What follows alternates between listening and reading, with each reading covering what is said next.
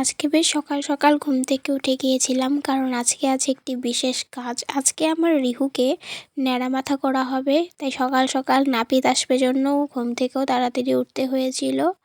এই তো নাপিত চলে এসেছে, আর রিহুকে ওর দাদু ওর বাবা দুজন মিলে ধরেছে। যদিও চুপ করেছিল, আমরা বেশ ভয় পাচ্ছিলাম। তো চুপ করেই চুলগুলো কেটেছে, বেশ এনজয় করেছে ও। আর আমাদের যেহেতু 18 মাসেই নিয়ম চুল ফেলার, তো রিহুর আজকে 18 মাস কমপ্লিট হলো। ওর জন্মের চুল আজকে আমরা ফেলেছি। আর রিহু নিজেকে প্রথমবার দেখে বেশ অবাক হয়ে গিয়েছিল।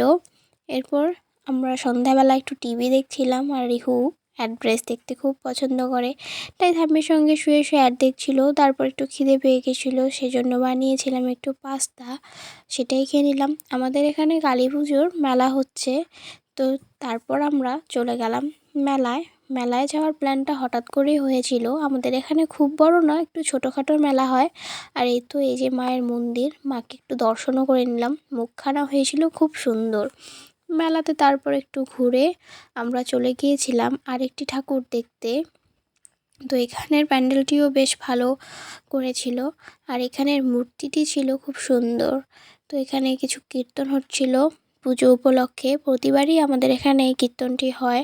তারপর রিহুকে নিয়ে ওর দাদু একটু ঠাকুরটিকে দেখিয়ে আনলো, আর ও নমস্কার করছিল। আর এই মায়ের মুখখানা দেখো, এতটা লম্বা, খুব সুন্দর। তো আজকের আমার দিনটি এইভাবেই কাটলো।